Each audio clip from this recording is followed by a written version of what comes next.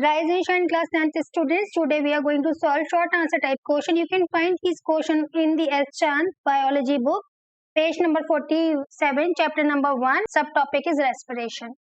बच्चों, अगर आप लोगों ने अभी तक मेरे चैनल को सब्सक्राइब नहीं किया है तो जल्दी से सब्सक्राइब कर दे, वीडियो को लाइक करना ना भूले और नीचे जो बेल आइकन है उसको हिट भी कर दे ताकि आपको आने वाले वीडियोस के बारे में टाइम टू टाइम पता चलता रहे।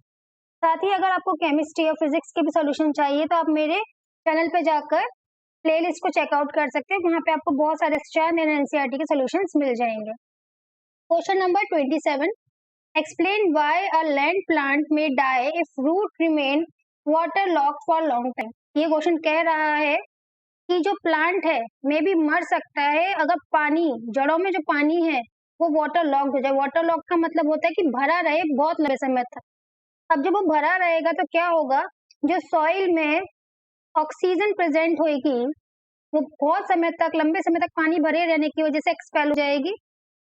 एक्सपेल होने की वजह से रेस्पिरेशन के लिए जो ऑक्सीजन है वो नहीं मिलेगी, माने कि एरोबिक रेस्पिरेशन नहीं हो पाएगा, क्योंकि एरोबिक रेस्पिरेशन में क्या होता है, ऑक्सीजन की नीड होती है। तो इस केस में जो प्लांट है कैसा रेस्पिरेशन करेगा, एनएरोबिक।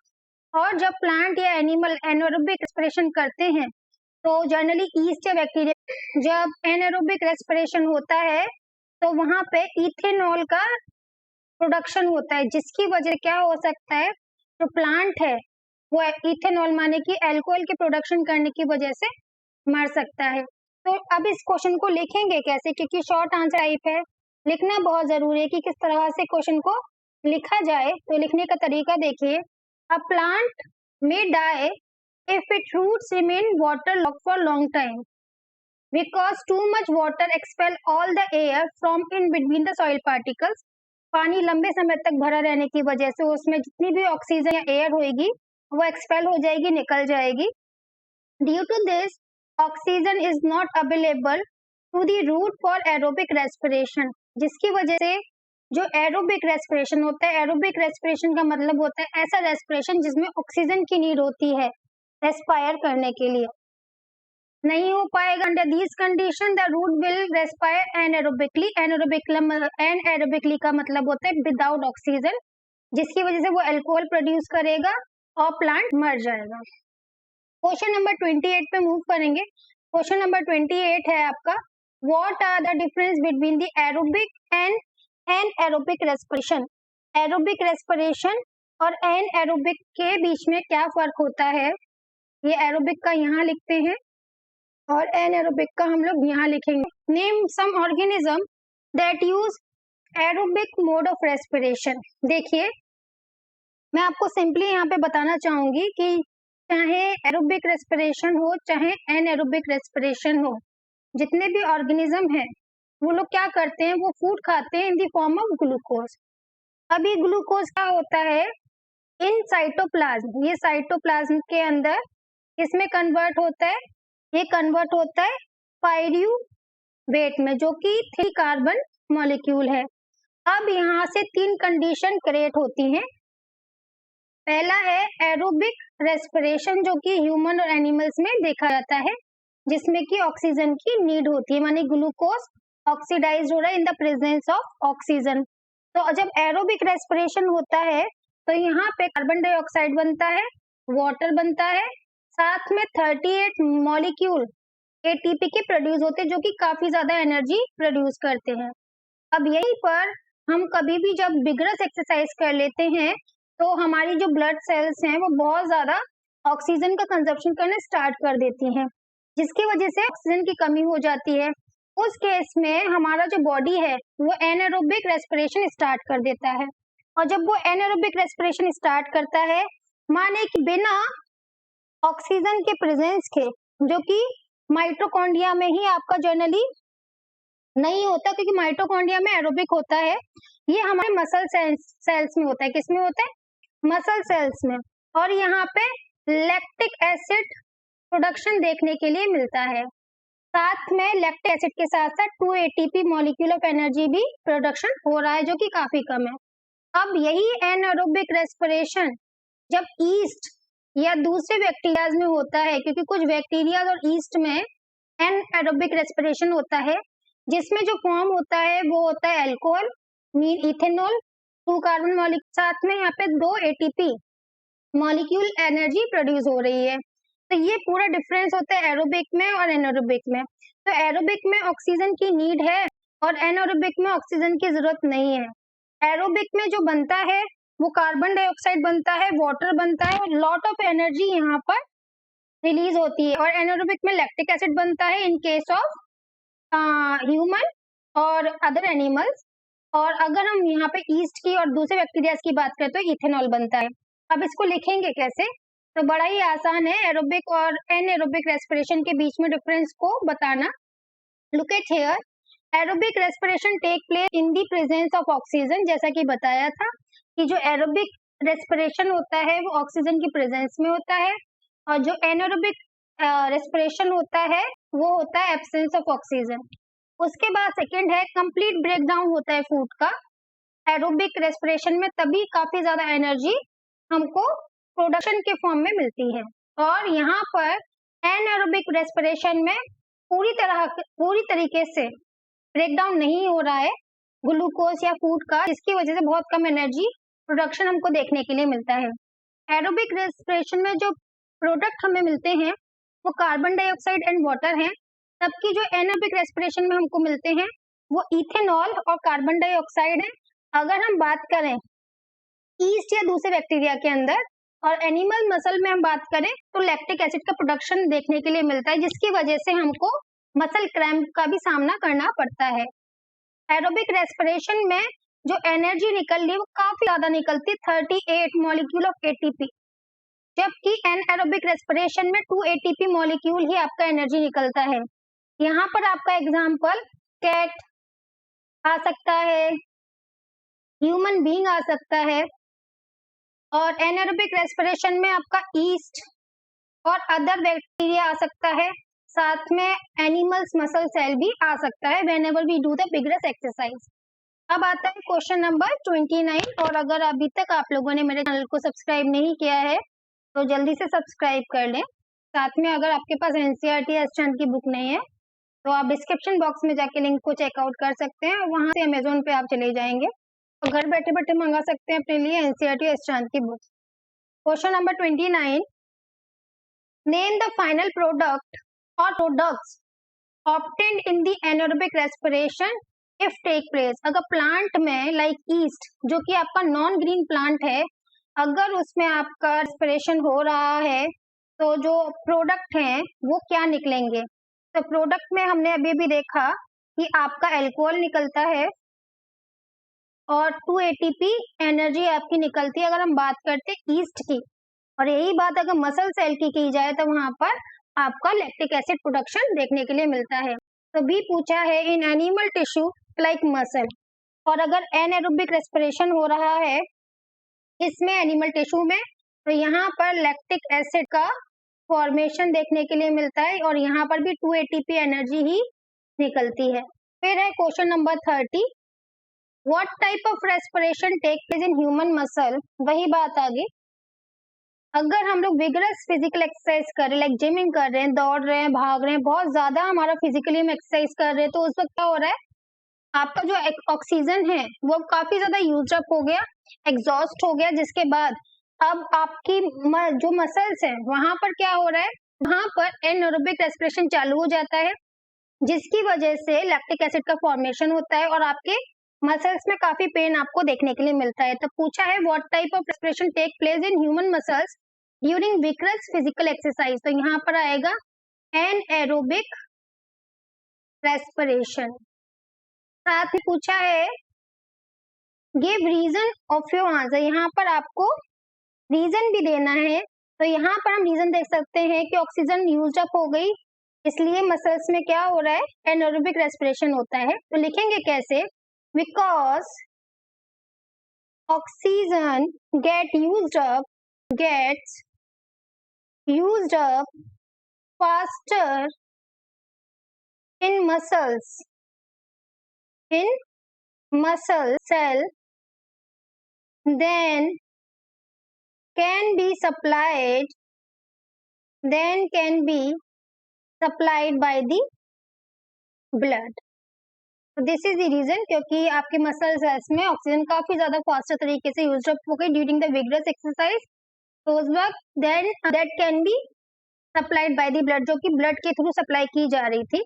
अब आता है यहाँ पे question number 31, name the type of respiration in which end product are. यहाँ पर आपका प्रोडक्ट अगर इथेनॉल जो कि अल्कोहल है और कार्बन डाइऑक्साइड अगर निकल रहा है, तो ये किस तरीके का रेस्पिरेशन हो सकता है। तो जहां पर इथेनॉल निकल रहा है, this can be anaerobic respiration.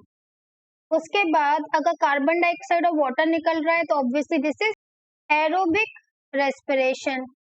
आप यहाँ पर एरोबिक रेस्पिरेशन लिख देंगे। मैंने रेस्पिरेशन को यहाँ पे सिर्फ स्मॉल आर कैपिटल आर से शो कर रही हूँ, आप लोग पूरा लिखिएगा। लैक्टिक एसिड हो रहा है, तो ये आपका एनएरोबिक रेस्पिरेशन है, जो कि कहाँ होता है, मसल सेल्स में, एनिमल मसल सेल्स में। और जहाँ पे आपका इथेनॉल बन रहा है वो होता है ईस्ट और अदर बैक्टीरियाज में। Give one example of each case, तो मैंने यहाँ पे ईस्ट लिख दिया, यहाँ मसल एनिमल मसल सेल लिखेंगे, और एरोबिक आप डाल सकते हैं ह्यूमन बीइंग। तो यहाँ पर एग्जांपल भी हो गए। साथ में हम आएंगे क्वेश्चन नंबर 32 पर। क्वेश्चन नंबर 32 है define breathing, state difference between breathing and respiration, कि ब्रीदिंग क्या होता है और ब्रीदिंग और रेस्पिरेशन में क्या फर्क है। देखिए बहुत सारे बच्चों को इसका आंसर नहीं पता होता है।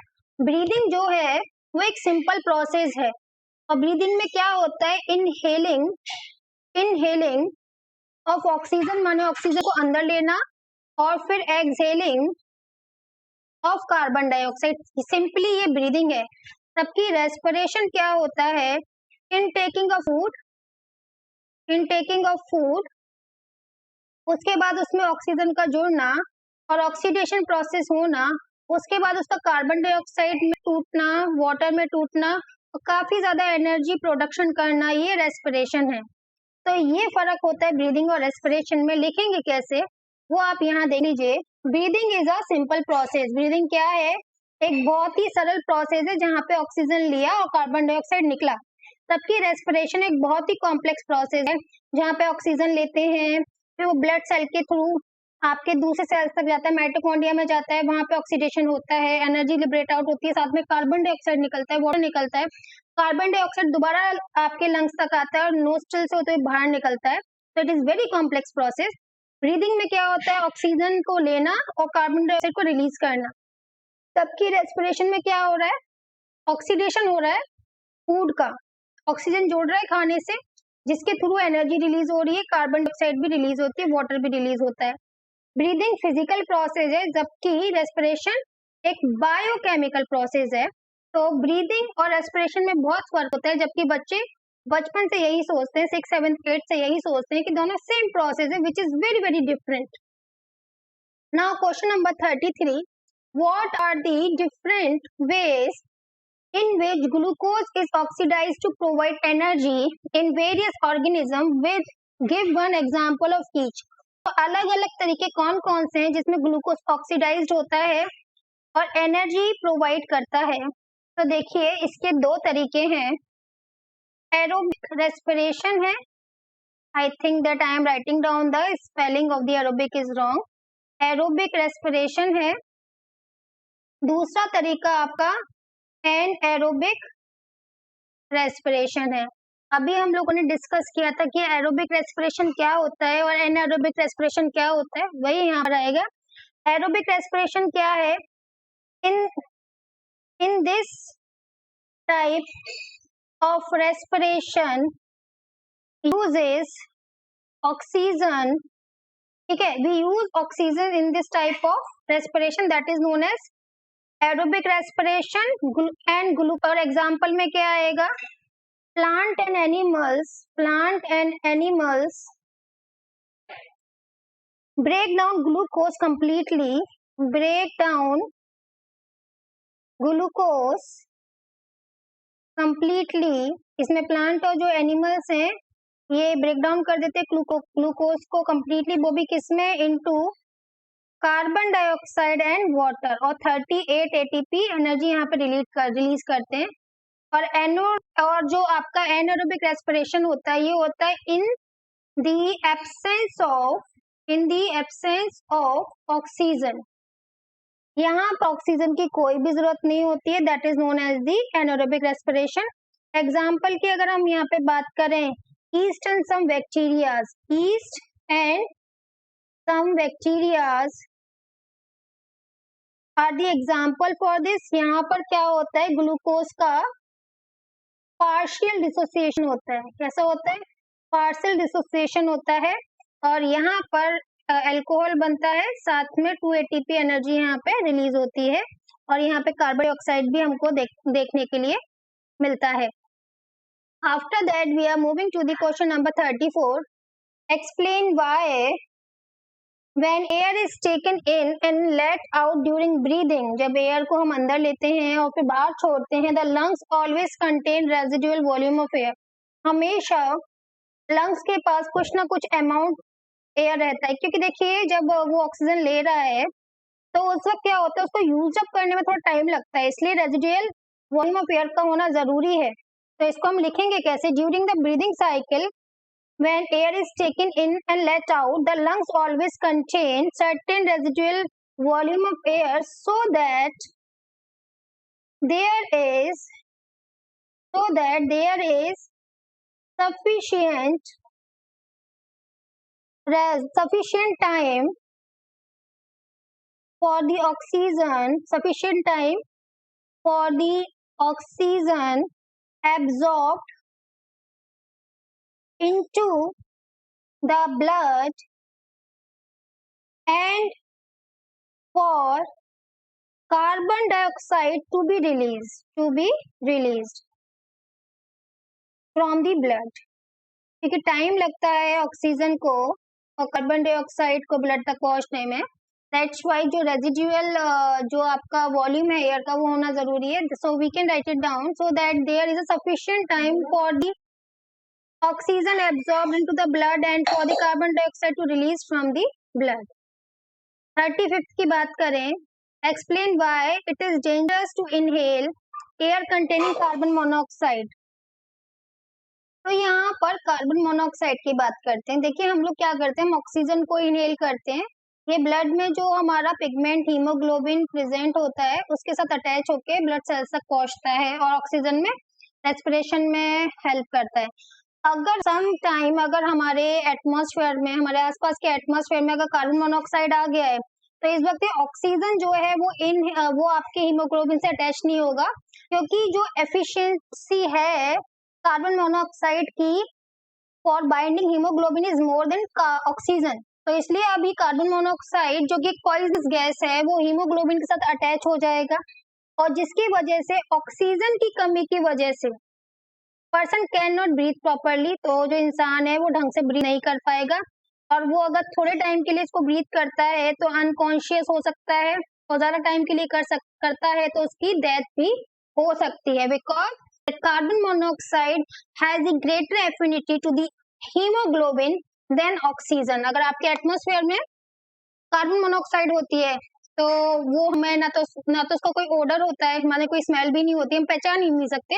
इसलिए कमरे को हमेशा अगर कोई भी चीज जल रही है तो बंद करके ना रखें, खिड़कियां खोल के रखें, ताकि आपका एटमॉस्फेयर में जो अगर कार्बन मोनोऑक्साइड बन भी रही है इनकम्प्लीट कंबशन ऑफ फ्यूल की वजह से, तो वो आउट होती रहे। अब आता है क्वेश्चन नंबर 36। क्वेश्चन नंबर 36 है, describe the process of respiration in amoeba. Amoeba के अंदर किस तरह से रेस्पिरेशन होता है, तो जो उसकी सेल मेम्ब्रेन है उसके थ्रू ही रेस्पिरेशन यहाँ पे देखने के लिए मिलता है। डिस्क्राइब करना तो पूरा अच्छे से लिखना पड़ेगा। State whether it is aerobic और एनारोबिक रेस्पिरेशन। तो जो अमीबा होता है उसके अंदर एरोबिक रेस्पिरेशन होता है, क्योंकि वो पानी में रहता है और डिजोल्व ऑक्सीजन का यूज करता है। किसका यूज करता है, जैसे मछलियां वगैरह होती है ना, लेकिन वो गिल्स के थ्रू करती हैं, उनका जो रेस्पायर करने का जो ऑर्गन होता है वो गिल्स होता है। अमीबा के अंदर सेल मेम्ब्रेन होता है। तो होता कैसे है यहाँ पर देख लेते हैं, respiration in amoeba, you need to write it down properly. Amoeba depend on the simple diffusion. Diffusion होता है यहाँ पे गैसेस का for breathing. The diffusion of gas take place through the thin cell membrane of amoeba. क्योंकि जो amoeba है वो single cell का ही बना है, तो जो उसका सिंगल सेल है वो सब कुछ कर रहा है, यहाँ पर सेल मेम्ब्रेन जो उसका है वो यहाँ पर रेस्पिरेशन कर रहा है। Amoeba lives in water which contain dissolve oxygen. The oxygen from water diffuse into the body of amoeba. तो जो वाटर के अंदर डिजोल्व ऑक्सीजन है वो उसकी सेल मेम्ब्रेन से होते हुए उसकी बॉडी में फैल जाती है, डिफ्यूज हो जाती है। The oxygen spread quickly into the whole body, और जैसे ही वो उसकी बॉडी में एंटर करता है डिजोल्व ऑक्सीजन, तो वो उसकी बॉडी में फैल जाती है और डिफरेंट जो उसके अंदर फिर जो अमीबा का सेल है वो इसको यूज अप करता है। प्रोसेस होता है रेस्पिरेशन का, कार्बन डाइऑक्साइड बनती है और वो सेल मेम्ब्रेन के थ्रू ही बाहर सराउंडिंग्स में चली जाती है। तो देखिए यहाँ पर क्या हो रहा है, oxygen diffuse into the body of amoeba, then amoeba do the respiration, uses oxygen to produce carbon dioxide and that expels from the cell membrane. So this is the whole process in the amoeba for the respiration, because in this respiration amoeba use the oxygen, hence it is known as the aerobic respiration. अब इसके बाद हम बात करेंगे question number 37 के बारे में। तो question number 37 is about state the three common feature of all the respiratory organ like skin, gills and lungs. तो स्किन हो, गिल्स हो, लंग्स हो, इन तीनों में कॉमन क्या है, हमको तीन चीजें बतानी है। तो पहली बात, all the respiratory organ have large surface area, they have large surface area. Skin का तो सरफेस एरिया आपको पता ही है कितना ज्यादा होता है, गिल्स का भी सरफेस एरिया काफी ज्यादा होता है, लंग्स का भी सरफेस एरिया काफी ज्यादा होता है। तो तीनों में पहला जो कॉमन फीचर है कि उनका जो सरफेस एरिया है वो काफी ज्यादा है। उसके बाद है all the respiratory organ thin walls, चाहे हम लंग्स की बात करें, चाहे हम गिल्स की बात करें, चाहे सेल मेम्ब्रेन की बात करें, तो जिनकी वॉल्स होती हैं काफी थिन होती है फॉर दी इजी डिफ्यूजन, ताकि डिफ्यूजन का प्रोसेस ये आसानी से कर पाए और एक्सचेंज कर पाए रेस्पिरेटरी गैसेस को। उसके बाद है कि चाहे हम बात करें स्किन के बारे में, चाहे गिल्स के बारे में, लंग्स के बारे में, they have rich blood supply. जो ब्लड सप्लाई है वो काफी रिच होता है फॉर ट्रांसपोर्टिंग रेस्पिरेटरी गैसेस। इसके बाद आता है question number 38, describe the process of respiration in fish. जिस तरह से अमीबा में हमने बताया अभी रेस्पिरेशन का प्रोसेस कैसा होता है, वैसे यहाँ पर हमको फिश में बताना है। तो इसको पूरे अच्छी तरह से हम यहाँ पे समझते हैं। फिश जो होती हैं वो गिल्स का यूज करती हैं और वाटर से डिसॉल्व ऑक्सीजन लेती हैं। तो फिश आर एक्वाटिक वर्टिब्रेट्स, जो फिश हैं वो पानी में रहने वाले वर्टिब्रेट्स हैं। उसके बाद जो रेस्पायर करते हैं वो गिल्स के थ्रू करते हैं, and this is also called branchial respiration. इसको हम ब्रांचियल रेस्पिरेशन के नाम से भी जानते हैं। तो अब इसको स्टेप बाय स्टेप हम देखेंगे कि इनहेलेशन के बाद किस तरह से पूरा प्रोसेस होता है, एक्सहेलेशन तक पहुंचता है। तो gills are present on either side of the head of the and supplied by rich blood vessel. तो देखो जो गिल्स हैं वो फिश के दोनों तरफ होते हैं और ये किससे जुड़े होते हैं, ब्लड सेल से, रिच ब्लड सेल से जुड़े होते हैं। Fish obtain oxygen dissolve in water, और जो फिश है वो क्या लेती है, वो पानी के अंदर रहती है, तो पानी में जो डिसॉल्व ऑक्सीजन होती है उसी को लेती है। और during respiration water enter body through the mouth, और रेस्पिरेशन के टाइम पर जो पानी है वो मुंह के थ्रू आता है, पासिस थ्रू गिल्स, गिल से होता हुआ कम्स आउट टू ओपर्क्यूलम। तो what is operculum, this is the operculum, right. दोनों तरफ ऊपर, दोनों साइड आपको ओपर्क्यूलम मिलेगा, उसके थ्रू वो आता है बाहर, मुंह से होता हुआ अंदर, तो ओपर्क्यूलम से होता हुआ बाहर जाता है। Exchange of gases take place in the gills of fish supplied by numerous blood vessel, और जो गिल्स के साथ जो अलग अलग ब्लड वेसल जुड़ी हैं उसके थ्रू आपका गैसेस का सप्लाई होता है। They accept oxygen into the body and expel out carbon dioxide, और बॉडी के अंदर ऑक्सीजन को आने देते हैं और कार्बन डाइऑक्साइड को बाहर की तरफ निकाल देते हैं। अब आता है question number 39, what would be the consequences of deficiency of haemoglobin in our body. अगर हमारी बॉडी के अंदर हीमोग्लोबिन की कमी हो गई तो क्या होगा।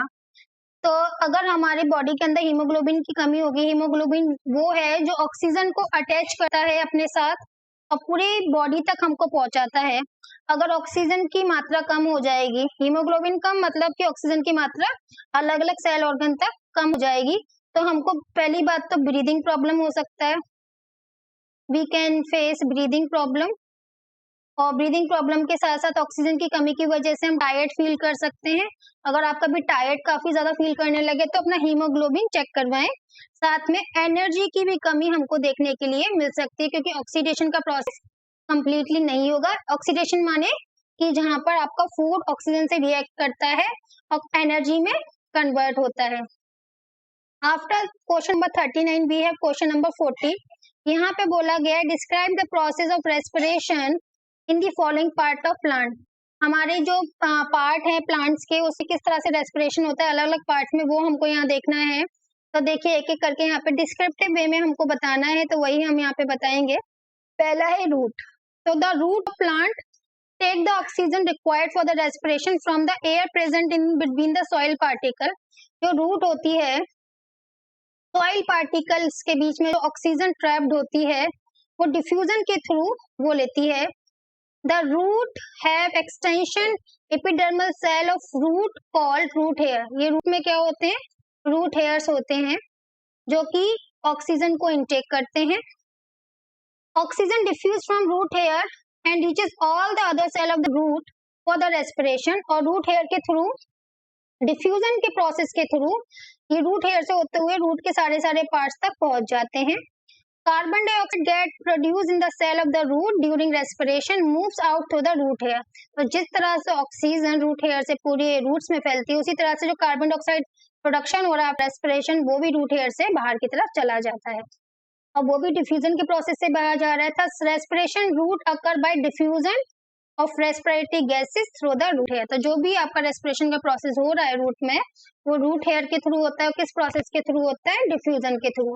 अब बात स्टेम्स की, कि जो आपके पेड़ पौधों की जो स्टेम्स होती हैं वहां पे किस तरह से रेस्पिरेशन हो रहा है। तो the stem of the herbaceous plant like take place through stomata. तो जो जनरली आपके जो स्टेम्स होती हैं हर्बेशियस प्लांट्स की, वो स्टोमेटा के थ्रू, क्योंकि लीव्स के साथ साथ स्टेम में भी स्टोमेटा प्रेजेंट होता है, उसके थ्रू वो लोग रेस्पायर करते हैं। The oxygen from the air diffuse into the stem of herbaceous plant through the stomata and reaches all the cell. तो स्टोमेटा के थ्रू ये डिफ्यूजन के प्रोसेस होता हुआ सारे के सारे पार्ट तक पहुंच जाता है ऑक्सीजन। देन कार्बन डाइऑक्साइड का जो प्रोडक्शन हो रहा है वो भी डिफ्यूजन के थ्रू स्टोमेटा से ही बाहर निकल जाता है। और जो बॉडी स्टेम होती हैं, बार्क होते हैं, उनके होते हैं लेंटिकल्स। क्या होते हैं? उनमें लेंटिकल्स देखने के लिए मिलते हैं। हर्बेशियस प्लांट में ये स्टोमेटा के थ्रू हो रहा है, और जो बॉडी प्लांट्स हैं जो कि काफी मजबूत होते हैं, उनमें लेंटिकल्स के थ्रू रेस्पिरेशन देखने के लिए मिलता है। अब लीव्स में क्या होता है? लीव्स में भी होता है स्टोमेटा, तो उसमें भी डिफ्यूजन के थ्रू रेस्पिरेशन होता है। The leaves of plant have tiny pores called stomata through which the exchange of respiratory gases take place by the process diffusion. Oxygen from air diffuse into the leaf. जो oxygen है वो diffuse होती है leaf में stomata के through and अलग अलग cell तक जाती है लीफ के। उसके बाद रेस्पिरेशन का प्रोसेस होता है, कार्बन डाइऑक्साइड का प्रोडक्शन होता है और स्टोमेटा के थ्रू ही डिफ्यूजन प्रोसेस से होता हुआ वो आउट हो जाता है। अगर आप लोगों ने मेरे चैनल को अभी तक सब्सक्राइब नहीं किया तो प्लीज जल्दी से सब्सक्राइब करें। साथ में आप दूसरे सॉल्यूशंस भी देख सकते हैं मेरे चैनल के प्लेलिस्ट में जाकर। Question number 41, what is mean by aquatic animal and terrestrial animal. Aquatic animal का मतलब क्या है? जो एनिमल पानी में रहते हैं, live in water, they are aquatic animal. Terrestrial they live on land. Terrestrial वो होते हैं जो लैंड पर रहते हैं।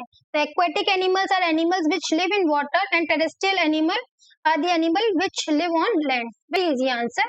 पे बी है from where do the aquatic animal and terrestrial animal obtain oxygen from breathing and respiration. Aquatic animal माने कि जो पानी में एनिमल रहते हैं उनको कहाँ से ऑक्सीजन मिलती है? इनको पानी से ही मिलती है, डिजोल्व ऑक्सीजन। पानी में घुली हुई ऑक्सीजन के थ्रू ये रेस्पायर करते हैं, ब्रीदिंग करते हैं। और जो लैंड पर जो रहते हैं terrestrial, they get oxygen from air. Question number 42 है why do fishes die when taken out of water. जो फिशेस हैं वो पानी से बाहर निकलते ही क्यों मर जाती हैं?